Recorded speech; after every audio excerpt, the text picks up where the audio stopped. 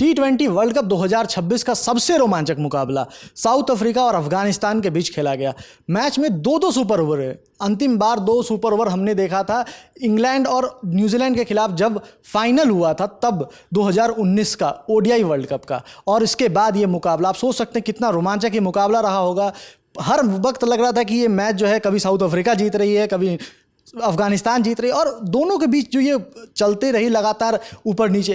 और सबसे खास बात ये रही कि इस मैच में अफगानिस्तान को ऐसे कई मौके मिले जहां वो मैच को ख़त्म कर सकते थे, जीत सकते थे, लेकिन अंततः जो जीत तय हुई है वो है साउथ अफ्रीका की। और पूरे मैच में क्या हुआ, इतना रोमांचक मुकाबला था, इसके बारे में हमारे साथ बात करने के लिए प्रशांत है। प्रशांत, सबसे पहले तो इस मैच के बारे में, और उसके बाद हम बात करेंगे कि सुपर ओवर में क्या हुआ।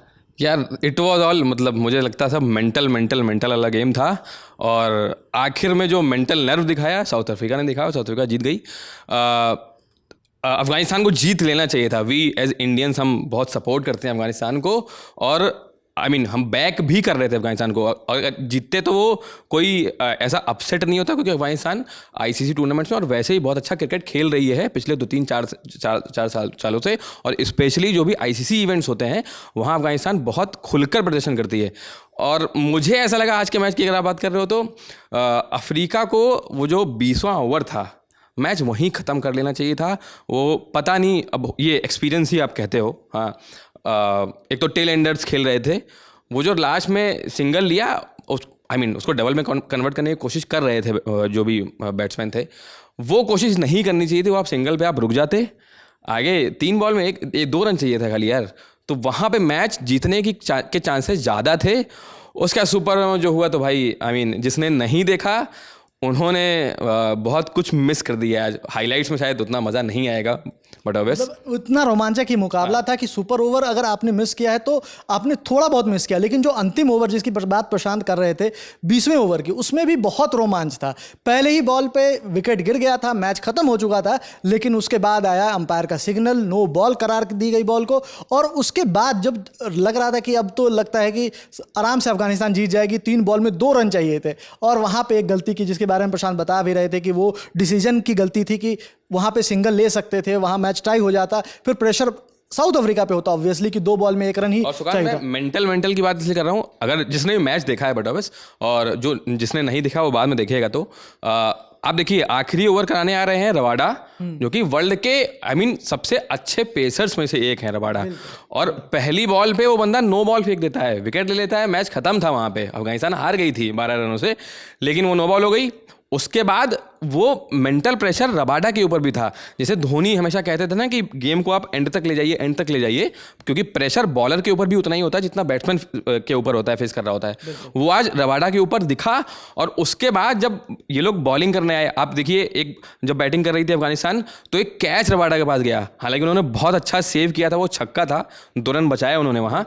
तो अब वो मेंटल एबिलिटी उन्होंने वहाँ पर दिखाई, लेकिन बॉलिंग में वो शायद उतना अच्छे से परफॉर्म नहीं कर पाए।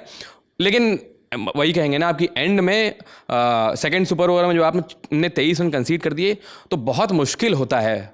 गुरबाज ने आके लगातार 3 छक्के मारे, फिर से उम्मीद दिखाई कि शायद चौथा मार देंगे, बट मेरे हिसाब से बहुत मुश्किल होता है 4 छक्के लगातार मारना। उसके बाद भी जब बॉलर को पता हो कि मेरे को 1 बॉल डालनी है, वो सिर्फ सटीक गिरानी है, और मैच वहीं खत्म हो जाएगा। तो इससे पहले जो दूसरे सुपर ओवर की बात करेंगे, सबसे पहले सुपर ओवर की बात करते हैं। वहाँ पे जिस तरह से अफगानिस्तान को पहले बैटिंग करनी थी और जो नर्व दिखाते हुए वहाँ से 17 रन निकाले, वो भी बहुत खास था। वहाँ पे लुंगी एंगडी को उन्होंने चुना, उनके पास ऑप्शंस बहुत सारे थे, मार्को येंसन का भी ऑप्शन था। तो उस लिहाज से आपको लगता है कि लुंगी एंगडी को जो लाने की जो उनकी मंशा थी कैप्टन मार्करम की, वो कितनी सही थी? और उसके बाद जिस तरह से अफगानिस्तान ने उसको 17 रन में कन्वर्ट किया, क्या आपको लगता है ये बचाने लायक टोटल था? देखिए, मैं कह रहा हूँ ना कि कोई भी बॉलर आ जाए, अगर वो एप्लीकेशन उस ओवर में या उस बॉल पे पर्टिकुलर 6 डिलीवरीज में नहीं होगी तो मुश्किल होगा।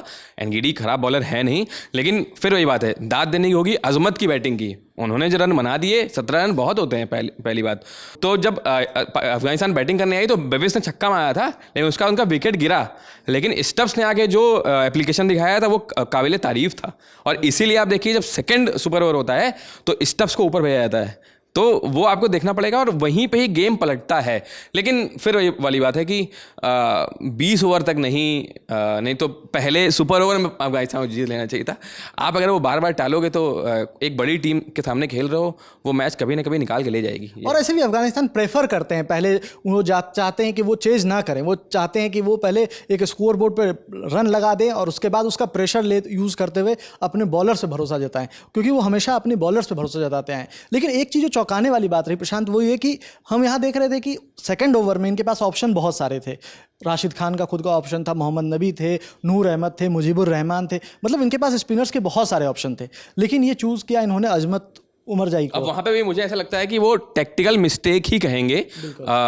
अब क्या कहते हैं, जैसे आप बैटिंग जब अफगानिस्तान बाद में करने आई, 24 आप चेज कर रहे थे 6 बॉलों में, तो नबी को भेजने का डिसीजन मेरे हिसाब से वो मिस्टेक नहीं थी, क्योंकि 24 रन का मतलब होता है कि सामने वाली टीम को पता है कि मारना ही है, मतलब ऑल आउट अगर खेलने नहीं जाओगे 4 छक्के मारने ना या 6 गेंदों में, इसलिए नबी को भेजा।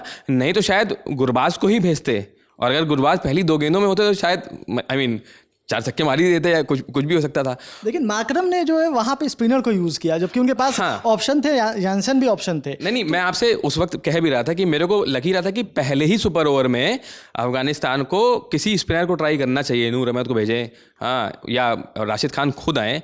अब पहले में नहीं आया तो सेकंड में आना चाहिए था। अजमत से वो ओवर कराना बहुत बड़ी टेक्टिकल मिस्टेक थी, क्योंकि उन पास उतनी वेपनरी है नहीं, बात यह है। तो वहाँ पे आप मिस कर गए हो मैच, तो ठीक है, अब क्या ही बोल सकते हैं, निराशा ही होगी अफगानिस्तान फैंस के लिए। बिल्कुल, और निराशा इसलिए भी हो गई अफगानिस्तान फैंस के लिए क्योंकि पहला मुकाबला न्यूजीलैंड से वो हार गए थे, और उसके बाद ये मुकाबला उनके लिए डू और डाई का मुकाबला था, क्योंकि ये ग्रुप बहुत ऐसी ग्रुप है जिसको हम कह सकते हैं कि डेथ ग्रुप जिसको बोला जाता है, या ऐसा ग्रुप जिसमें आपको कम्पीट करके 2 टॉप 2 में आना बहुत मुश्किल है, क्योंकि इस ग्रुप में न्यूजीलैंड भी है, इस ग्रुप में साउथ अफ्रीका भी है, और इस ग्रुप में अफगानिस्तान भी है। अफगानिस्तान पिछली बार जरूर सेमीफाइनल में पहुंच गई थी, लेकिन इस बार उनके लिए जो आगे की राह है वो बहुत मुश्किल हो गई, क्योंकि अब आगे के 2 मुकाबले अगर जीत भी जाते हैं तो उनको बहुत अगर मगर को देखना होगा। और अफगानिस्तान को जब वर्ल्ड कप शुरू होने से पहले लोग सुपर 8 में देख रहे थे, लेकिन अब वो थोड़ा डिफिकल्ट लग रहा है। अब कुछ भी कह लीजिए आप, लेकिन टीम तो है ही अच्छी, लेकिन अब रिजल्ट नहीं मिल रहे हैं कैसे भी करके। अब उनको अपने पे निर्भर नहीं करेगा, उनको अब ये होगा कि अब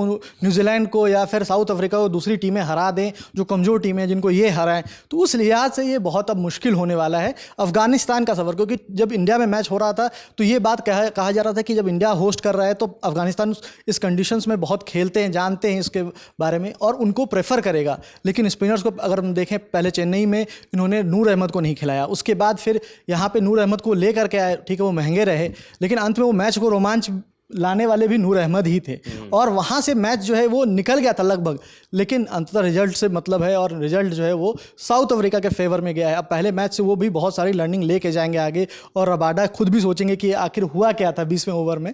और इस मैच से जुड़ी जो भी आपको लगता है कि यहाँ कहाँ वो टर्निंग पॉइंट था, आप कमेंट बॉक्स में लिख करके बताइए। मेरे साथ वीडियो में थे प्रशांत, मैं सुकांत। देखते रहिए लर्न टॉप स्पोर्ट्स। धन्यवाद।